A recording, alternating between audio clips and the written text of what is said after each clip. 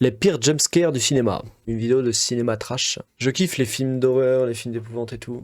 Et les jumpscares, c'est un truc quand tu mates des films d'épouvante ou des films d'horreur qui devient très vite redondant. Tu les vois venir à des kilomètres. Quand ils arrivent, ils te font pas vraiment peur en fait. Il y a des films récemment qui arrivent à un peu à réinventer l'épouvante et l'horreur. Je pense à Hérédité ou à Midsommar.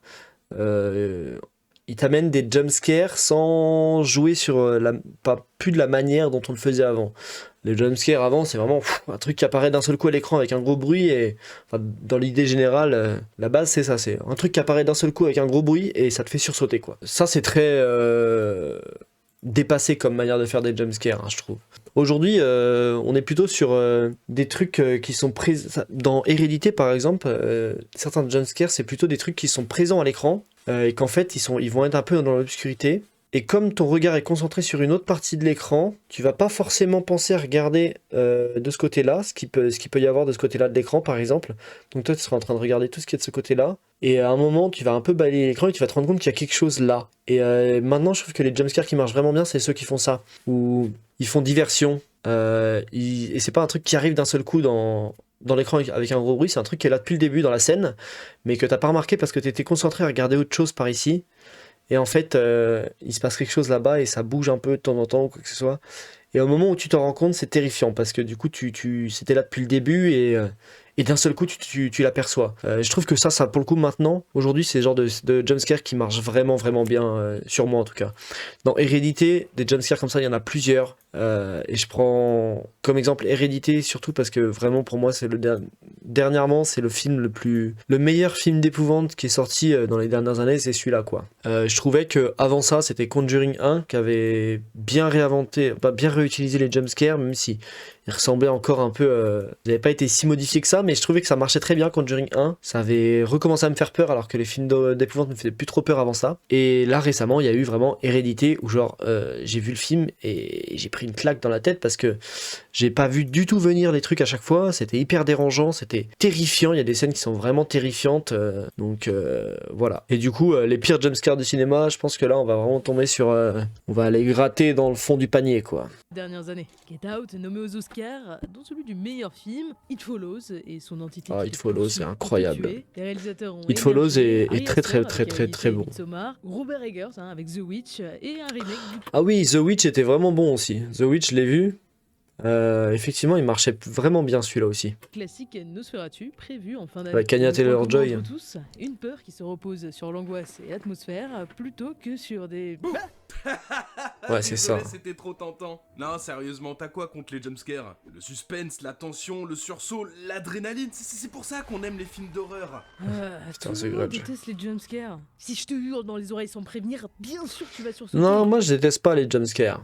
J'aime bien les jumpscares dans certaines circonstances, mais il faut qu'ils soient bien faits, il faut qu'ils soient pas surutilisés en abondance, et il faut pas que le film d'épouvante, ce soit un film d'épouvante juste parce qu'il y a des jumpscares toutes les 3 minutes en fait. Parce que c'est de la merde, si c'est le concept du film de foutre des jumpscares, c'est de la merde en fait. Faut que la peur elle soit basée sur autre chose, et que, de temps en temps, pourquoi pas un jumpscare par-ci par-là quoi. Au moins, s'ils arrivent de manière pas très récurrentes, ils me feront sûrement sursauter parce que je les vois pas venir à 10 000 km, parce que j'y pense plus, parce que peut-être que ça fera 1 heure qu'il n'y a pas eu de jumpscare, donc j'y penserai plus trop. Mais bon, oui, quand il y en a un toutes les 3 minutes, que tu le vois venir à chaque fois, ça sert à rien, quoi. Et bravo la créativité. Tout juste bon à faire peur aux ados en recherche de sensations fortes. Le cancer du cinéma d'horreur. Tes films angoissants là, ils Oh, utilisent Hérédité. aussi des jumpscares, c'est la preuve que ça marche. Voilà. Je suis sûr. D'horreur. Tes Ça, films par exemple, c'est terrifiant, parce angoissants là, ils utilisent qu'en fait, elle était déjà là. C'est un jumpscare, effectivement, mais le truc, c'est que la mère, elle était là. On la voit, elle est là, en fait. Attendez, il y a ma tête. Hop. Elle est là, en fait. Elle est dans le coin. On la voit avant qu'elle commence à courir ou que ce soit, avant que le jumpscare commence. En fait, le jumpscare, enfin, la scène commence bien avant que le jumpscare ait lieu, en gros. Et du coup, bah, c'est terrifiant. aussi des jumpscares, c'est la preuve que ça marche. Je suis sûr que je peux te Moi, c'est ça qui marche vraiment bien sur moi, quoi. Là, pour le coup, et Hérédité a très, très, très bien compris comment faire ça et comment instaurer une ambiance terrifiante.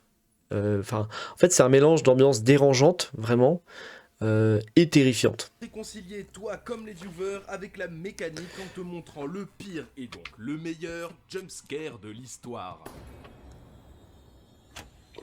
Ah, c'est malin ça. Vas-y, fais ton jumpscare. Mélie?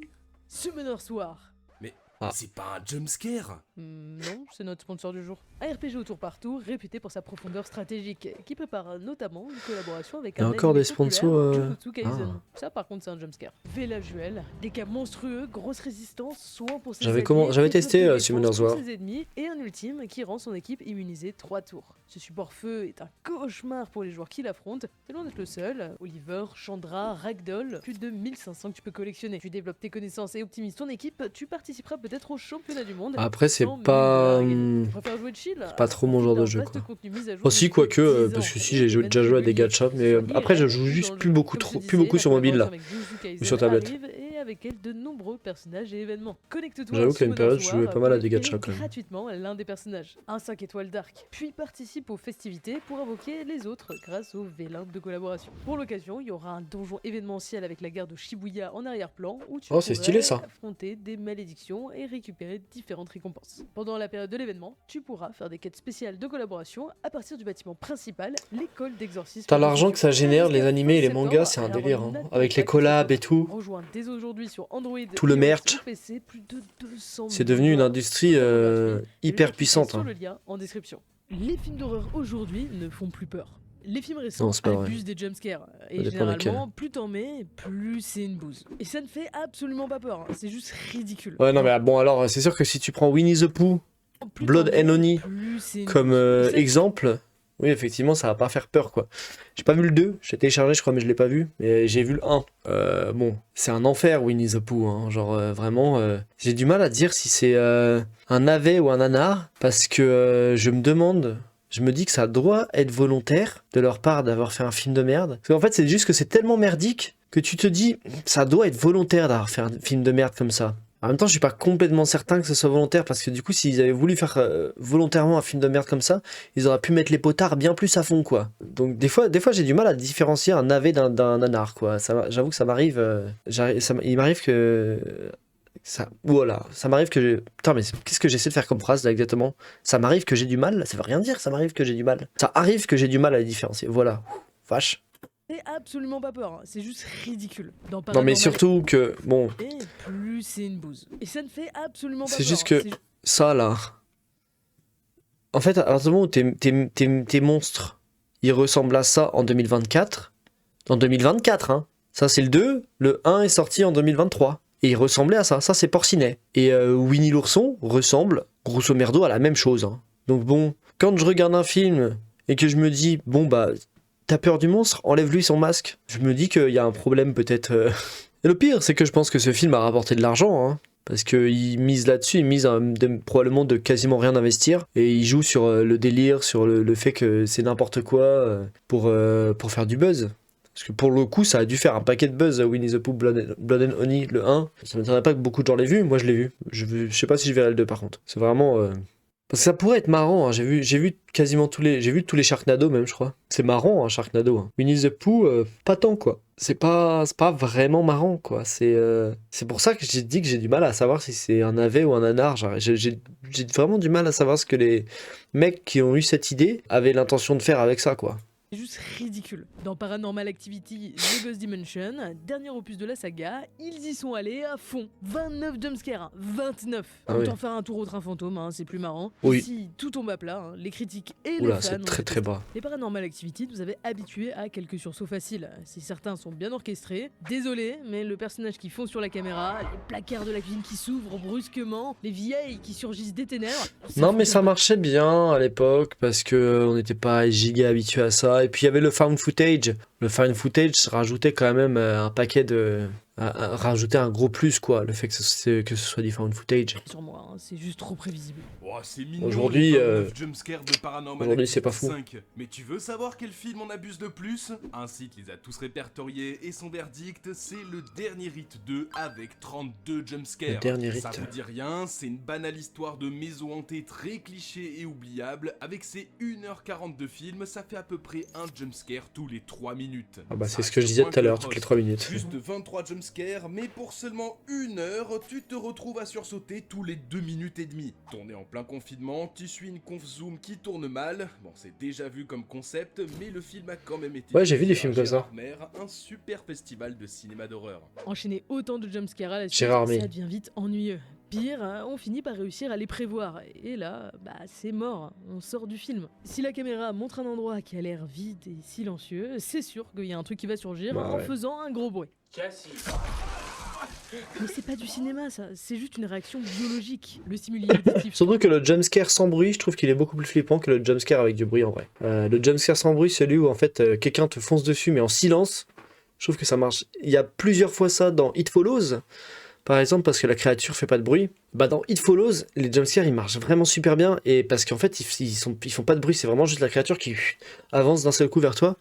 Et ça It Follows il fait peur, hein. Moi il m'avait vraiment fait flipper à Parce l'époque. qu'il y a une information à ton cerveau qui en En même temps, il est vraiment envoyer très de très cool ce film. l'adrénaline dans Le ton concept corps. est trop Tu te fermes, original. Tes bras se replient et tes épaules se haussent pour protéger tes organes vitaux de la menace. Puis, une fois le jumpscare passé, ton corps switch et se prépare à réagir. Tu écarquilles les yeux pour mieux voir le danger arriver, ta bouche ouvre en grand pour prendre une grande respiration, au cas où tu devrais fuir ou te battre. C'est marrant comment on s'habitue vraiment à la peur au cinéma et tout et dans les films, hein. Parce que genre je me souviens qu'il y a encore il y a 12 ans, bah du coup quand j'avais 18 ans, je matais jamais de films d'horreur et tout, ça me faisait trop peur. Vraiment je mettais les mains devant les yeux et tout parce que ça me faisait trop flipper. Et à force, j'ai commencé à en mater, j'ai compris un peu ce qui était intéressant dedans, donc j'ai commencé à en mater. Et à force d'en mater, bah du coup il y a juste un moment où en fait c'est de la désensibilisation, quoi. Il y a un moment où t'as juste plus peur du tout, quasiment de rien. Je veux dire, il y a 12 ans je matais un film d'horreur, je dormais pas de la nuit derrière, hein, 100% je pouvais pas dormir de la nuit, hein. Aujourd'hui, je peux mater un film d'horreur dans le noir tout seul, dans mon grenier là, avec la grande pièce et tout, où je vois pas ce qu'il y a dans les ténèbres autour de moi. Rien à foutre, je vais parfaitement dormir, ça va pas du tout me déranger. Alors que même si je mate un film hyper flippant, hein. Un film hyper flippant, non, ça pourrait peut-être éventuellement quand même me faire y réfléchir après, quoi. Mais de manière générale, ouais, ça a quasiment plus aucun impact sur moi, quoi. Donc je trouve ça marrant comment on est capable de se désensibiliser de la peur, quoi. Battre, le tout en quelques millièmes de seconde. C'est ton instinct de survie, mais ça veut pas dire que t'as peur. Le jumpscare n'est qu'un cache-misère pour les réalisateurs sans talent qui veulent faire un film facile. Ouais, c'est pas beau de parler de Sam Raimi comme ça. Réalisateur des meilleurs films Spider-Man et Devil Dead, lui aussi il a Putain, Evil des Dead, c'est trop cool. jumpscares. Si la moyenne tourne autour d'une dizaine de sursauts par film, ce bon vieux Sam est loin devant avec son Evil Dead 2. Et oui, l'opus qui a Ouais, redéfini mais bon. la saga aussi. Evil Dead c'est différent parce que c'est... Est-ce que c'est vraiment des films d'épouvante? On pourrait mettre dans le film d'horreur et encore, je suis même pas sûr. C'est des films grotesques en fait. Et les potards pour le coup dans Evil Dead ils sont vraiment à fond, quoi. Là le dernier Evil Dead, moi j'ai kiffé le dernier Evil Dead. Je sais que mon frère il l'a maté, il l'a trouvé nul à chier, il disait que c'était un énorme navet et tout. Moi franchement j'ai kiffé parce que justement, et pour moi Evil Dead c'est pas un truc où tu te prends la tête. C'est vraiment juste des mecs qui se font des kiffs de réal, de machin. J'ai trouvé ça, et je l'ai vraiment kiffé le dernier Evil Dead là. Si culte que le premier. J'espère qu'ils vont avec continuer. Un H badass, une esthétique gore grotesque et un humour macabre, chef-d'œuvre absolu du cinéma de genre avec 27 jumpscares. Longtemps resté en tête du classement avant d'être détrôné par des films beaucoup moins quali. J'ai pas vu les premiers Evil Dead par contre, faut que je les mate. C'est bien Ils ont l'air vraiment preuve trop que cool. c'est loin d'être un mauvais outil dont seuls les réalisateurs de pacotille se serviraient. Et au contraire, il y a des jumpscares qui ont marqué. Attends, c'était un loup-garou, ça? C'est un loup-garou ça? Oh la vache. Oh, il a mangé cher le Au loup-garou, hein. contraire, il y a Putain la vache. des jumpscares qui ont marqué le cinéma. On a l'impression que le jumpscare est apparu que dans les années 2000 pour les adolescents impressionnables, alors que de mon temps, je savais faire des vrais films d'horreur qui font peur. Pourtant, la scène de la douche dans Psychose oui. a traumatisé les spectateurs de Oui. 1960. Souvenez-vous, on en avait parlé dans cette vidéo.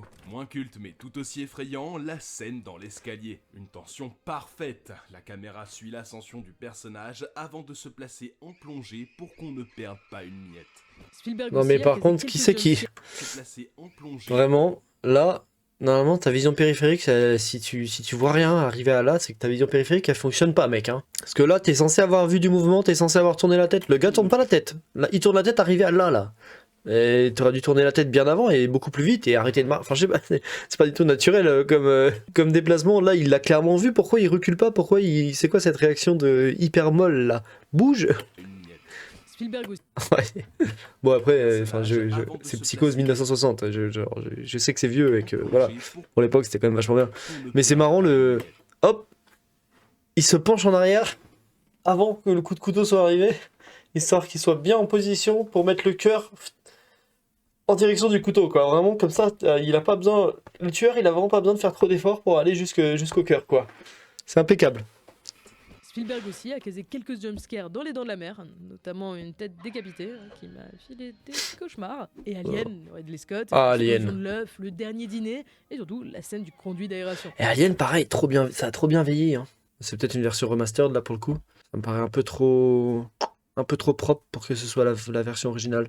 Ridley Scott, Mais ça a quand même très très bien vieilli. l'explosion de l'œuf, le dernier dîner, et surtout la scène du conduit d'aération. Ouais, ça a Ah, très bien tu vois vieilli, qu'il y en je a qui trouve. t'ont marqué. C'est pas un procédé nouveau, il y a même plusieurs types. Le classique avec le chat qui surgit dans le cadre, le miroir où on pense avoir vu quelque chose. On peut Putain, même je sais pas avec pourquoi, le chat. mais j'adore cette esthétique des films des années 80 et tout. J'aime beaucoup cette esthétique de film là. Je sais pas pourquoi, genre je trouve que c'est Tu très vois qu'il y très en a beau. qui t'ont marqué. C'est pas un procédé nouveau, il y a même plusieurs Peut y avoir types. un truc de Le nostalgie ou classique quelque chose avec comme le ça. chat qui surgit dans le cadre, le miroir où on pense avoir vu quelque chose. On peut même remonter jusqu'au cinéma muet avec le fantôme de l'opéra. Certains considèrent même l'arrivée du train en gare de La Ciotat des Frères Lumière comme le premier jumpscare de Oui, bien l'histoire. sûr, ouais. La légende dit qu'il avait terrorisé le Premier public de film aussi, l'époque, du coup, hein. persuadé que le train leur fonçait dessus. Bizarre de remonter au film muet quand le son joue un rôle aussi important dans la mécanique. Le premier Non, je suis pas jumpscare d'accord. moderne, c'est Pas La besoin de Féline son dans la en mécanique du 1940. jumpscare. Une femme marche seule dans la rue, la nuit, les bruits de pas se mettent à la poursuivre, elle court, puis silence. On s'attend à voir quelque chose lui sauter dessus, quand soudain, Chat. juste un bus. Bon exemple de jumpscare fausse alerte. On sursaute, mais pas de danger. La mécanique de Newton Bus, du nom du producteur, sera reprise. On Ça me sursaute, fume parce que vraiment, on s'attend à voir quelque chose lui sauter y a rien, pas un bruit. dessus, quand soudain, Et d'un seul coup, il y a un bus qui sort de nulle part, quoi. Vraiment, le truc sort de la voie 9 3 quarts, là. juste un bus. Bon exemple de jumpscare fausse alerte. On sursaute, mais pas de danger. La mécanique The Newton Bus, du nom du producteur, sera reprise par tous les réalisateurs qu'on a cités. Mais c'est vraiment les slashers qui vont l'exploiter. C'est vrai que des mécaniques comme ça, j'en ai vu Crime pas de mal, la hein. nuit, jusqu'à développer leur propre jumpscare iconique.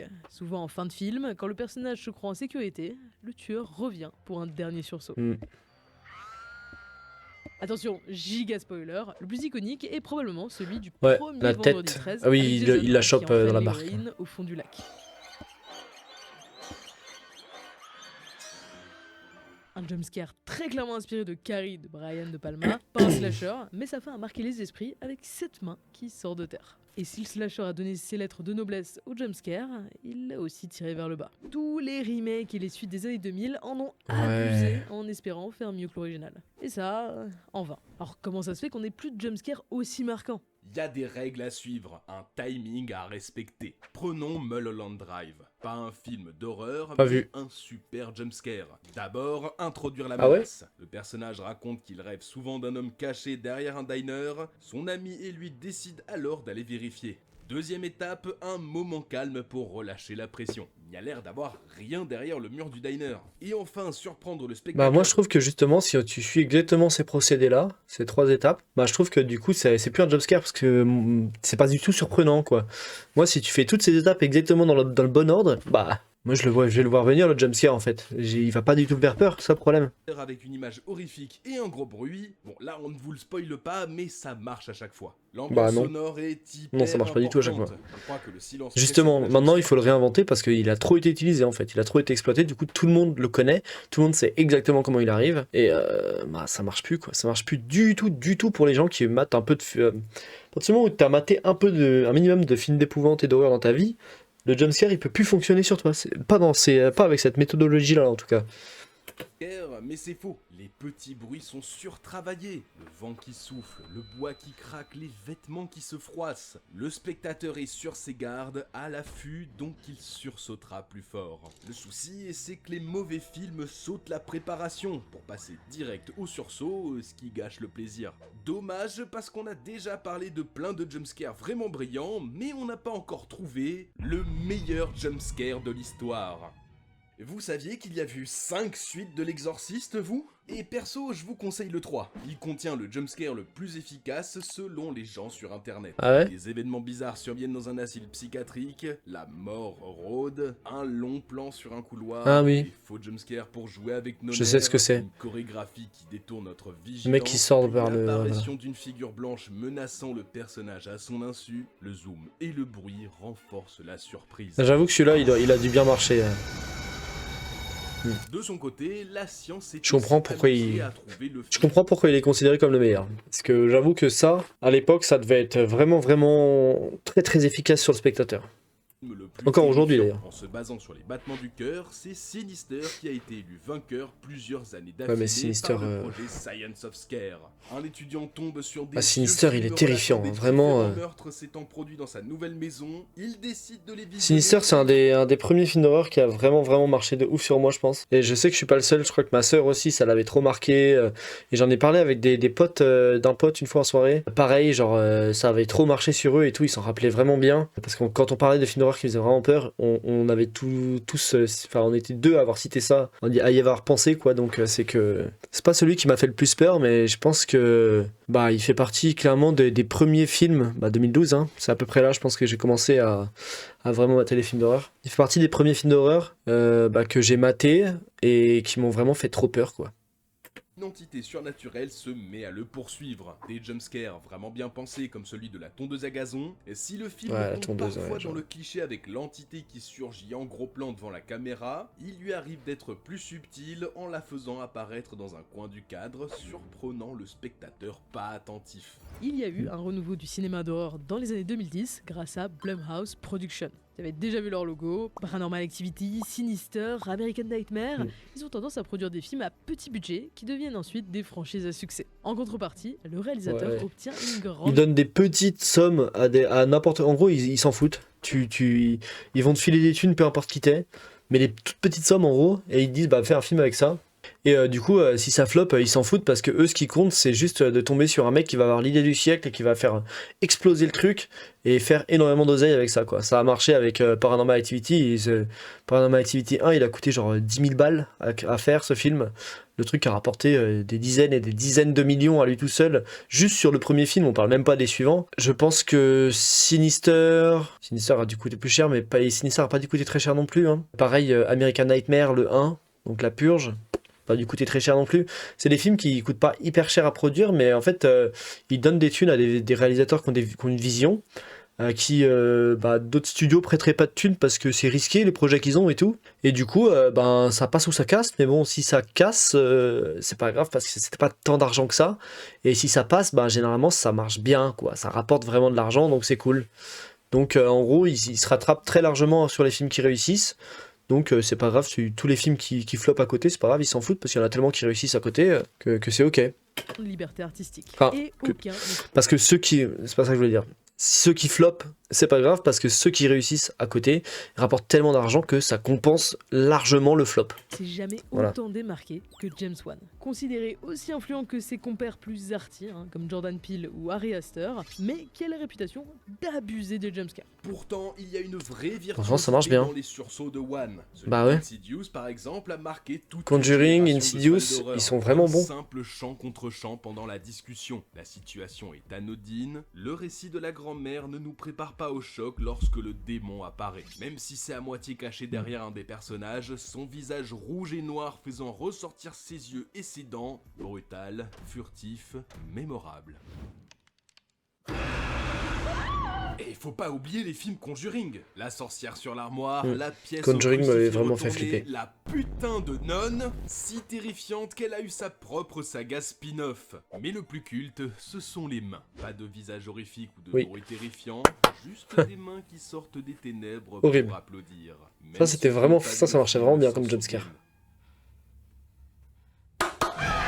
Ouais, celui-là était Logique, vraiment le plan flippant. a été spoilé dans la bande-annonce. C'est un problème, le jumpscare est un outil marketing pour les films d'horreur. Et c'est déjà allé très loin. En 2018, YouTube a été obligé de retirer une pub pour Lannon qui était juste un bon gros jumpscare. Voilà, tu voulais juste regarder la Ah oui, dernière d'accord. vidéo trash et ça t'a traumatisé. Et c'était pas la première fois, hein. Pour le dernier exorciste, une vidéo circulait sur Ah, les chatroulette. bâtards. Une jeune fille apparaît à l'écran et sourit. Puis son visage se déforme et elle se jette sur la caméra. Ridicule.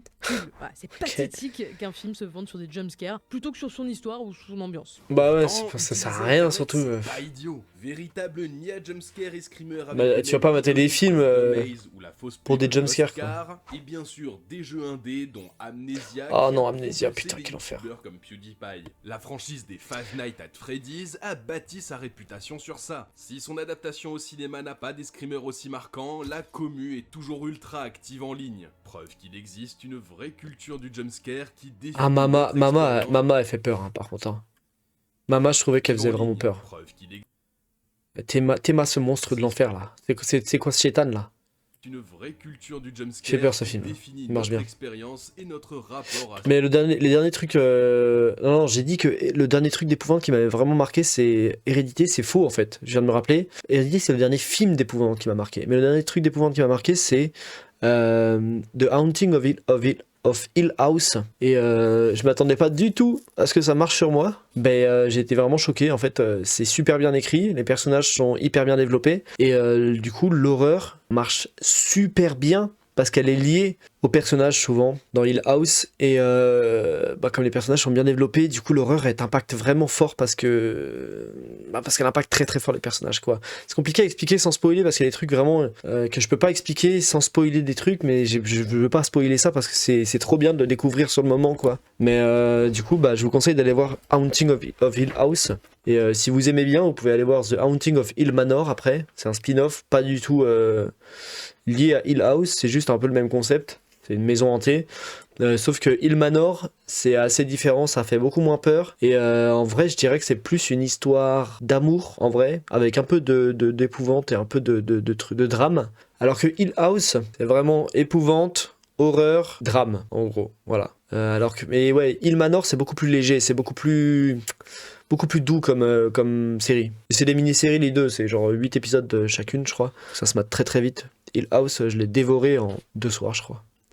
certaines œuvres de fiction. Mais ce qu'on a fait là, raconter tous ces jumpscares, est-ce que ça gâche pas un peu leur efficacité? Quand t'arrives à en prédire un, ça va forcément faire moins peur. Au contraire, l'anticipation te rend beaucoup plus anxieuse. Quoi? et Bah c'est non, ça moi qui franchement, il y en a renforce certains, ta quand tu les vois réaction. trop venir, Pas c'est... deviner un jumpscare qui le rend inefficace. Certains réalisateurs jouent sur nos attentes avec les sons ou les cadres de caméra. Non, c'est plutôt le fait qu'ils soient mal exécutés, sans timing ni subtilité. En gros, c'est pas l'outil qu'il faut blâmer, mais l'artisan. Mais comment faire si, comme moi, t'es très sensible au jumpscare et que ça t'empêche d'apprécier certains films d'horreur? Surtout avec les séances en salle, le son est souvent mis beaucoup trop fort, avec tout le monde qui crie, qui rigole ou qui commente ce qui se passe. Je vous jure, ça devient insupportable quand tu veux rentrer dans une histoire. Je crois pas avoir déjà Ça ne maté va de pas films plaire aux d'épouvante ou cinéphiles d'horreur radicaux, au mais ciné. Dans ce cas, regarde-les chez toi. Déjà, t'es au calme, et si c'est trop dur à supporter, tu peux baisser le son ou te distraire facilement. Et puis, il y a la bonne je crois vieille pas. technique des doigts en éventail devant tes yeux. Réduire l'horreur au jumpscare et à ses pires utilisations, ça fait beaucoup de mal au genre. Ça invisibilise tout le savoir-faire qu'il y a derrière, et donc ça nie sa légitimité. C'est pas nouveau, on a toujours critiqué ces films pour Est-ce leur qu'il faudrait pas que thématique je regarde la violence, nonne? et ça arrivera encore. Un bon Peut-être, jumpscare doit servir l'histoire, ne pas être gratuit et apporter quelque chose à la narration ou à l'expérience de visionnage. Parce que c'est pour ça qu'on regarde des films d'horreur. Ah, Pour The le Ring. frisson, pour le sursaut et expérimenter des situations extrêmes afin de nous aider à réagir, à rationaliser le jour où on se retrouvera dans le noir